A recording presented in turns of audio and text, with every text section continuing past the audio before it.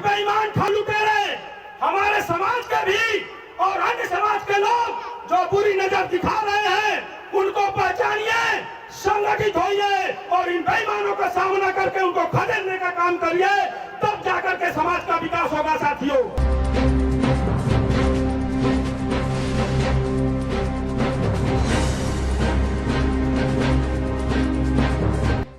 आज यानी 10 जून को देश भर के साथ साथ वाराणसी जिले के कई जगहों पर महाराजा सुहेलदेव राजभर जी का 927वां शौर्य दिवस समारोह बड़े ही भव्य तरीके से मनाया गया, जिसमें बतौर मुख्य अतिथि राजभर हेल्पलाइन उत्तर प्रदेश अध्यक्ष ब्रिजेश राजभर व गुड्डू राजभर रहे। सर्वप्रथम कार्यक्रम का आयोजन वाराणसी जिले के फतुपुर ग्राम सभा में हुआ, जहां पर मुख्य अतिथि ब्रिजेश राजभर का भव्य तरीके से स्वागत किया गया। साथ ही फूलपुर थाना क्षेत्र के खालिसपुर ग्राम सभा में भी बतौर मुख्य अतिथि ब्रिजेश राजभर ने महाराजा सुहेलदेव राजभर की प्रतिमा पर माल्यार्पण कर दीप प्रज्वलित किया और इसी दौरान वाराणसी के ही सारनाथ स्थित सुहेलदेव पार्क में भी ब्रिजेश राजभर द्वारा हवन किया गया और सुहेलदेव राजभर की प्रतिमा पर दीप प्रज्वलित कर माल्यार्पण भी किया गया। इस दौरान ब्रिजेश राजभर ने फास्ट न्यूज भारत से बातचीत के दौरान सबसे पहले फतुपुर ग्राम सभा के लोगों को धन्यवाद दिया और कहा कि लोग इसी तरह एकजुट होकर अपने समाज को आगे ले जाने का कार्य करें।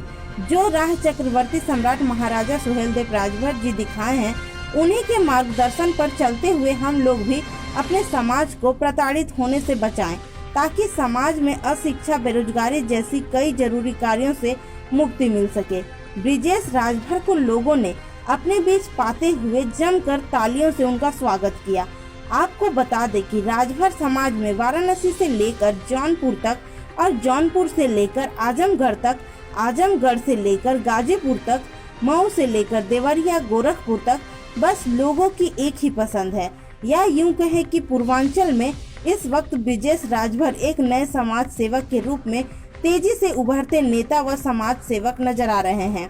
लोगों ने कहा कि ब्रिजेश राजभर जिले के ही नहीं पूर्वांचल लोगों की पहली पसंद है और हमारे राजभर समाज का ये उभरते चेहरे हैं जो युवाओं के मार्गदर्शक के रूप में उभर रहे हैं। हमारा समाज ब्रिजेश राजभर के संग हमेशा है। जिस तरह से ब्रिजेश राजभर ने पूर्वांचल में राजभरों का नाम रोशन किया है, वह दुख सुख में हर परिवार से मिलते जुलते हैं।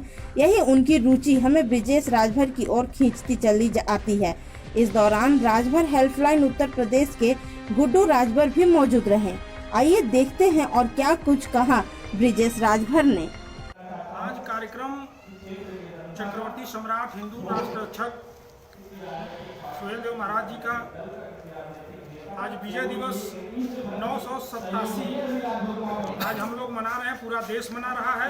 आज इसी उपलक्ष्य में आज हम लोग ग्राम सभा फतुपुर में कठिराव में आए हुए हैं और कार्यक्रम बड़े ही हर्षोल्लास से भव्य रूप देने के लिए बहुत ही समाज के लोगों ने जुट करके त्योहार के रूप में मना रहे हैं। ब्रिजेश जी, कहा जाता है कि आप जहां भी जाते हैं, क्योंकि सच्चाई है कि पार्टी से अलग होने के बाद जो है कि फिर भी कुछ विशेष कमियां नहीं देखी गई। जहां भी आप जाते समर्थक जो है कि सैकड़ों की संख्या में आ जाते हैं। आखिर वजह क्या है? नियत और विचारधारा जी। आज हमने अपनी नौकरी, रोजगार, व्यापार छोड़ करके जब राजनीति में कदम रखा तो मेरा उद्देश्य था कि समाज का सेवा, समाज के साथ उत्पीड़न न होना।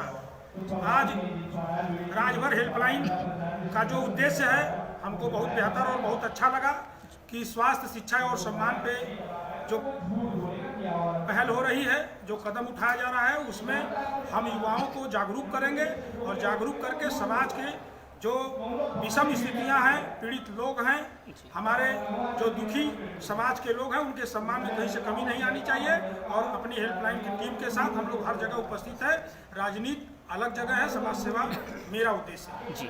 कुछ ऐसे नवयुवक अभी भी हैं जिन्हें महाराजा सुहेलदेव राजभर का इतिहास नहीं मालूम है, वो कैसे थे और किस तरह से उन्होंने युद्ध लड़ा और किस तरह से उन्होंने विजय पाया। तो उन नवयुवकों के लिए आपकी तरफ से क्या संदेश होगा? उन नवयुवकों से मेरा अपील है कि सोशल मीडिया का ज़माना है। मैं निवेदन करना चाहूँगा कि आप गूगल पे सर्च करिए, इतिहास को टटोलिए। अगर कहीं से भी कमी या दिक्कत समझ में आती है तो हमारा कॉन्टैक्ट नंबर है, उस पर संपर्क करिए। हेल्पलाइन ऑनलाइन चल रहा है और पूरा डिटेल देने की हम लोग कोशिश करेंगे। और मेरा कोशिश है कि जहाँ भी मेरा कार्यक्रम होता है, मैं चक्रवर्ती सम्राट महाराजा सुहेलदेव राजभर जी के इतिहास के साथ साथ जितने भी 174 राजा हुआ करते थे समाज का, सबके इतिहास को पटल पे लाने की एक पहल जो शुरू हुई है।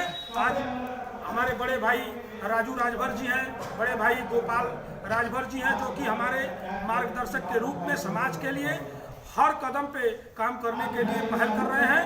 और मैं चाहूँगा कि आप लोग ऐसे इसी तरह युवाओं को जागृत करिए और लोगों को ऊर्जा मिलेगी, तब जाके समाज का विकास होगा। ये तो रही युवाओं को शिक्षा और प्रेरणा देने की बात। अब आपके कुछ प्रतिबंधित भी हैं जो आपके विपक्ष में कुछ नाप शनाप कहीं न कहीं बकते हैं, उनके लिए क्या संदेश होगा आपकी तरफ से? देखिए, अगर जो हमारे विरोधी हैं, मैं तो अपने लोगों से कहना चाहूँगा कि उनका जवाब न दें, क्योंकि जिस पार्टी को हम लोग छोड़ा तो विचारधारा से वो कहीं ना कहीं भटक गए हैं और उनकी विचारधारा पूंजीवाद और परिवारवाद पे आकर टिकी है।